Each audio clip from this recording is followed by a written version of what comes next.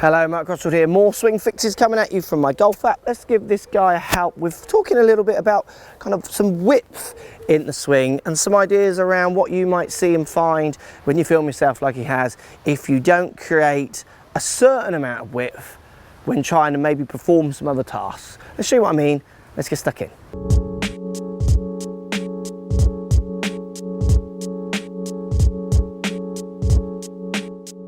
So guys, interesting swing here, lots of good movements. I reckon he hits the ball quite well. I'm not per se going to fix him because I don't know what his bad shot is. From the video, it looks like he hits the ball quite well.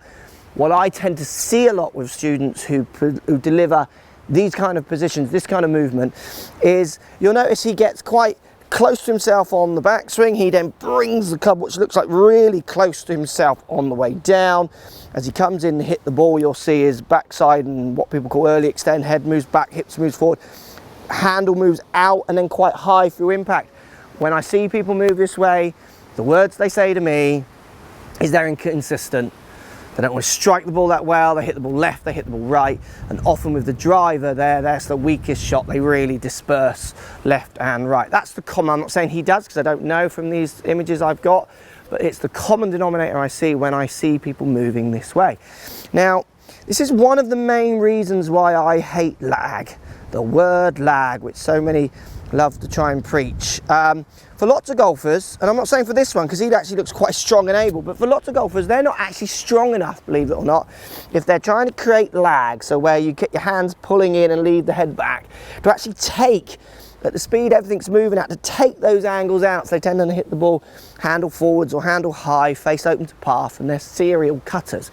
And they come and say, oh, I'm trying to get more lag because I want to get more distance. Well, if we took some of the curvature off and improved the strike, you'd probably get more distance without even increasing your club head speed.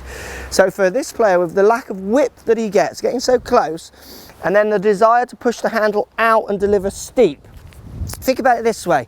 If I was to start the swing with the club on the floor here, say fixed at this end by this ball, and then I just swung with it fixed, I'm going to hit in the same spot every time on that face. Now if I do a backswing where I swing with the club fixed, but on the downswing I then lift the club up, so I'm changing the height, the vertical swing plane if you like, I'm changing the way I'm using that sweet spot through the ball, that club isn't going to reach. So I'm going to have to move closer. So higher handle because I've lifted it, higher handle because I've pushed it closer to connect with that ball. That dynamic change is going to make for quite a few inconsistencies in strike. What it does as well, so people like to think about, say, early extension. So that's when you start your downswing and you start to extend this part, your lower part, your spine, if you like, straighten it up. So you start to push out, thrust towards the ball as you rotate. He's got a desire to deliver the handle high. Now that would make sense to me to not have such a massive gap. So I would also start to get up on my toes and trying to join up with that club to try and get some consistency of strike, to feel like I'm actually connected in any way. So for this player, for me, width, when I get students like this, I get them trying to make loads of width in their swing, and it absolutely transforms the way they hit the ball. So what I say is I try and get them to feel like they're literally using no wrist back and forwards. I actually get them to hit 7 irons, kind of 50 yards with pitches, just rotating their body and less wrist.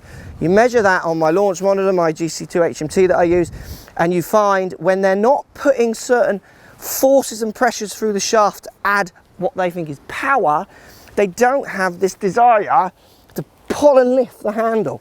When you say to them, just hit it 50 yards with next to no wrist and just rotate your body, they have more of a desire to just push the ball straight, to try and feel like to them like the face isn't doing anything. I then ask them to try and do that shot as fast as possible, because they always will complain of losing loads of power. Often it's they lose 2 to 5 mile an hour club head speed, a lot less than they're emotionally feeling. But you just ask them to feel like they swing their arms a bit faster with the less wrist, turn their body a bit quicker with the less wrist. What I don't want them to do is feel like they're pulling on the handle harder, because that tends to again get them tighter in towards them, and they're putting pressures through the shaft in a way it makes sense for them to hit it hard by pushing up with that handle this way rather than spinning it out to the ball. For me, if I want to hit the ball harder, I'm going to spin in my head that club faster out to the ball. I'm not going to feel like I'm really pulling it up. Even when I do hit the ball, I mean, the handle is coming up and left. I'm not feeling that. I'm feeling more that I'm just spinning it out to the ball. So for me, it's about getting them to create some width the control this angle as they hit the ball. Also helps them control how much they want to and the way they want to react with the ground. So I've got a body track pressure mat, which some of you might have seen me use in other videos, which shows where their center of pressure is going when they start pushing it way out on their toes because that handle's being delivered so high. I do find the strike just really is inconsistent for players. When you get them to make these kind of less risk, feel like it feels so wooden to them, body action turns, so almost like they're hitting a giant pitch with every club, the consistency goes up dramatically. Direction, strike, curvature comes off. You've just got to deal with their connection with power because they feel unpowerful. It feels really weak because they're so used to creating these angles which they relate to power. You get their power back, you get it back from better strikes, to be honest, so their efficiency goes up. So you look at their grouping and they're actually exactly the same, even when they feel like they're doing it at 70%. In my mind, that's a good thing, isn't it? Work less and get the same out. I mean, that's what we all want, isn't it?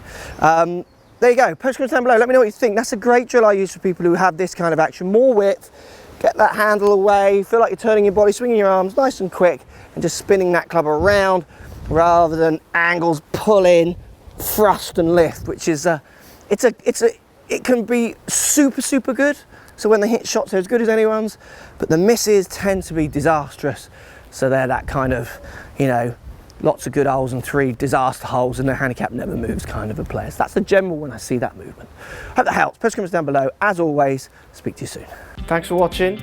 Subscribe to my YouTube channel for loads more videos. Find me on Instagram at Crossfield Mark. Also on Twitter at 4golfonline. Find me on Facebook, Mark Crossfield. Thanks for watching. Post comments as always and see you soon.